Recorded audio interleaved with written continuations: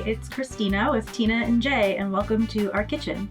Today I'm going to be making steak sous vide. Jesse and I got this great steak at a place called Paisley's in Capitol Reef that had grass-fed beef, and we really wanted to make sure we did it justice. So we've had steak sous vide before. Jesse's parents did it for us once, and it was one of the best steaks we've ever had. And so we thought maybe we would try it camping. And I also really need to redeem myself from that last episode of cooking. Is that really what happened? Too many goals. So here's our steak from DE Farm and Ranch. It's a beef top sirloin steak, and it's grass-fed. So first thing we're gonna do is we're gonna take it out of here and get it seasoned and cleaned off. Steak sous vide basically means that you take your meat, or you can do it with actually vegetables too, but you take your meat and you submerge it in water and you cook it at a constant temperature so that you get your meat up to whatever temp it is that you want to cook it at.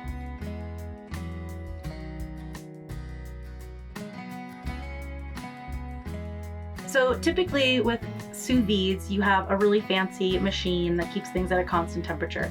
We obviously don't have that, but you can do it with a cooler. And I'm gonna do it with my favorite cooler, Little Oscar. So let me introduce you to him. Little Oscar is a cooler that Jesse and I got one day in Montana at a thrift store, and we just fell in love with him. He's perfect for so many things, including now sous vide. So I went ahead and I pre-measured the water to how much I needed to fill Little Oscar.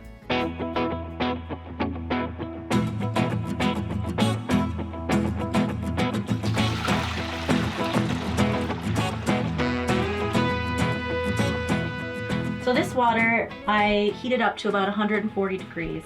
I heated it to about 5 degrees higher than I want my steak temperature to be because I'm accounting for the fact that the water is going to cool down a little bit when I pour it in here. And I'm using this handy dandy instant read thermometer to help keep an eye on what the temperature is. I think I'm just going to do this all in one bag. This Little Oscar is kind of small, and I really want to make sure that the meat gets in contact with the water and doesn't like touch each other. Okay, so here's the trick to trying to get your plastic bag to mimic vacuum sealing. Obviously we don't have a vacuum sealer, so we're gonna have to kind of get creative. So the bag is open right now, and you're gonna slowly put it into the water.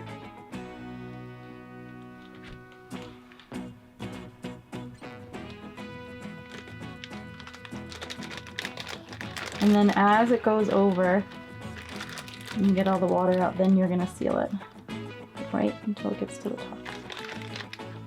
Perfect. Awesome. All right, so this is at about 131, which is fine, because that will mean that our steak will be about like medium rare. But I'm gonna close this up right away because I don't want any more heat to escape. So I'm gonna keep some hot water on hand here just in case my temperature dips. I don't want it to go too low. I want to try to keep the temperature around 130 the whole time. So I'm going to check on it maybe like every 10 minutes just to make sure that the temp is good.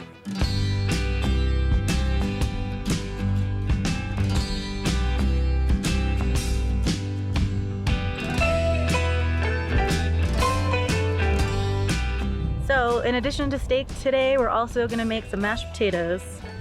Jesse's favorite. I like to use gold potatoes, or yellow potatoes as they can be called, because I think they're just a bit creamier. Featuring this really amazing stove that Jesse got for me for Christmas. Isn't it like the most beautiful stove, camping stove you've ever seen? The stove isn't very clean, but nothing ever is when you're camping.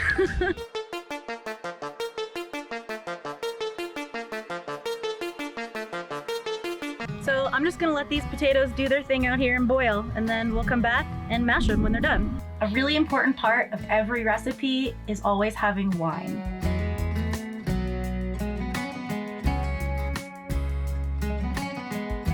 So I'm gonna prep some stuff for the gravy that I wanna make now so that when it's time to make it, I have all the stuff ready. I feel like every good steak and potatoes, or actually really any good meat and potatoes recipe needs gravy. Garlic chop is an art form I learned at a young age, like any good little paisan girl. So the gravy I'm making is just gonna be really simple. I'm actually gonna use beef broth or this better than bouillon stuff. Butter, it's very important. But seriously, because we can't use the fat drippings from our meat like we typically would for a gravy, I'm using butter as my fat base. So the potatoes have been boiling. I'm gonna check them to see if they're done.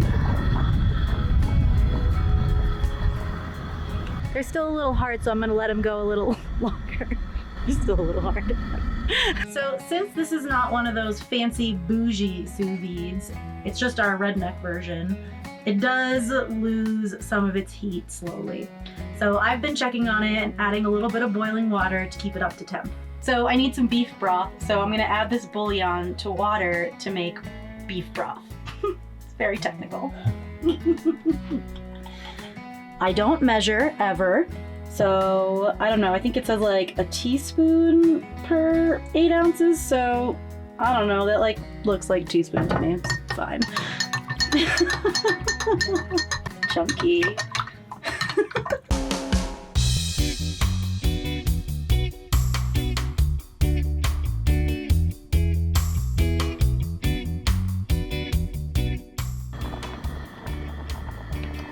Perfect. It's time to drain the potatoes, so we're gonna use nature's sink.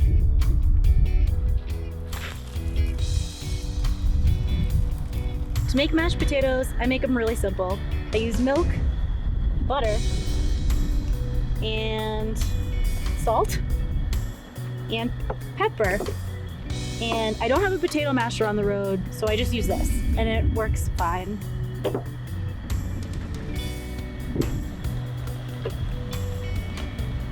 Add some milk. I think that's enough for my coffee in the morning. Very important. Butter. Oh, I have no idea how much this is, but it looks good enough. Salt. Ooh, the wind's blowing it. That looks good.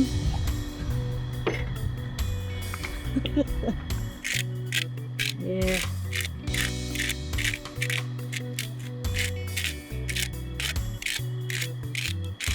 Just keep going.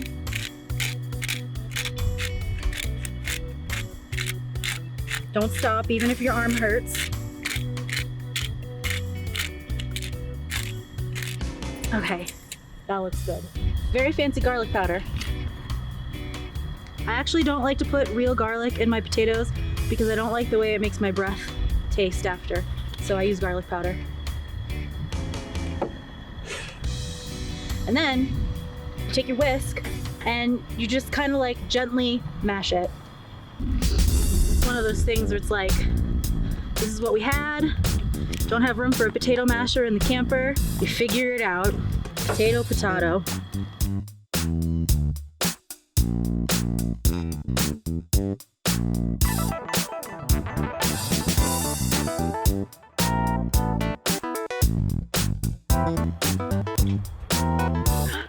Sometimes the mashing takes a long time, so I make sure I got my wine. All right, my arm's tired, so I think they're done.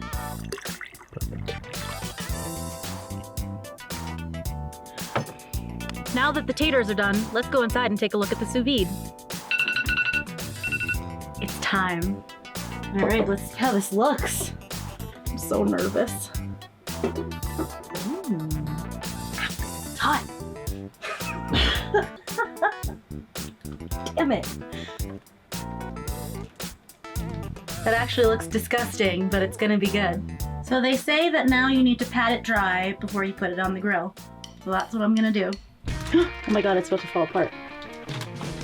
They're very sensitive. Sensitive little steaks. Oh. Tender. This is gross. Really takes the magic out of cooking. They're like the texture of Jello.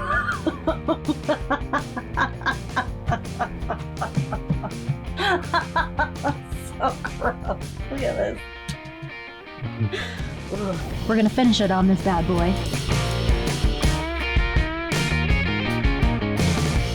.500 degrees, and we're losing daylight, so I'm gonna get these steaks on here.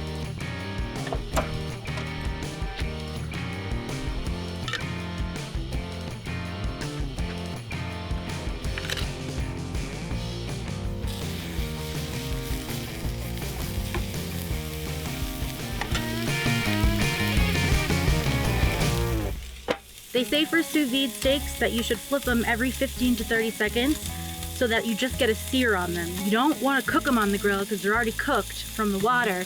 You just want to get like that nice crust. So here we go, my first flip.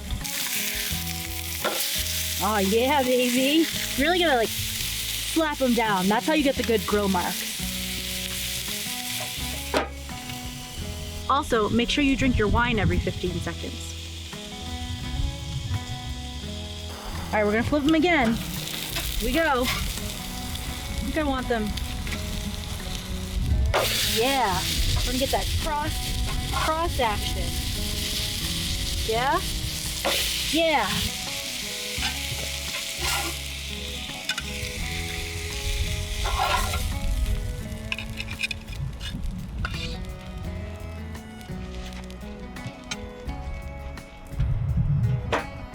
I forgot the asparagus.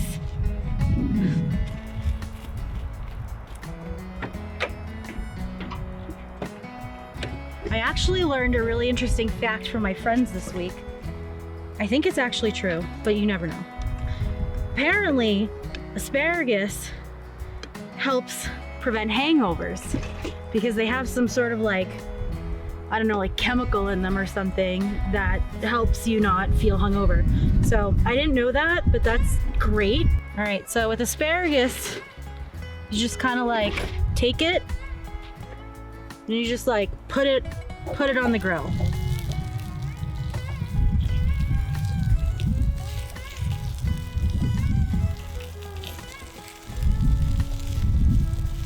Little logs. Now I'm gonna make the gravy. First, turn on the stove.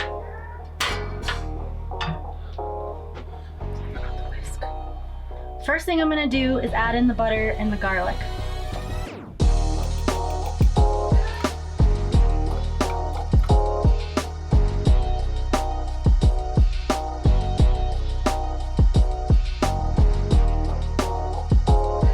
I'm gonna add rosemary and thyme because we like these spices. It's good. Typically I'd use fresh herbs, but we're on the road right now and they're a little bit hard to come by, so bottle it is. Oh man, that smells so good. Now I'm gonna add some flour to the butter, which is called a roux. Basically, it's like making a paste so that you can make things thick. They say you're supposed to use like, usually a 1-to-1 ratio of butter and flour. This is good and bubbly, so I'm gonna add my stock now.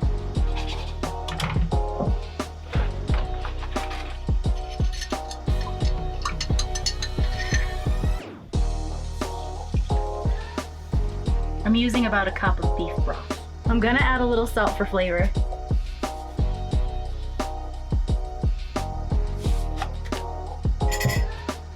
Also, it's really important to add wine.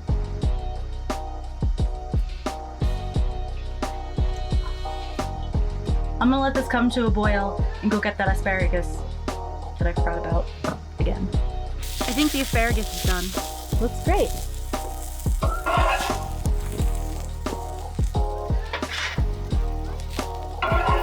No hangovers for us tomorrow.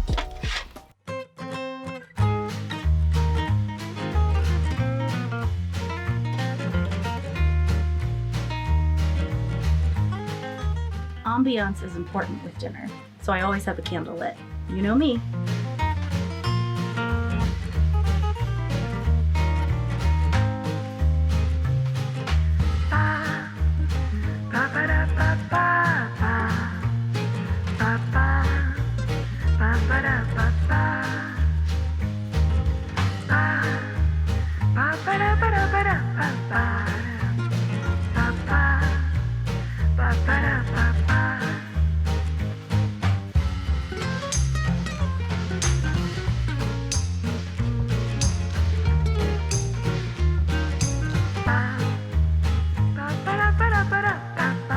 And the most important thing, a happy Jessie.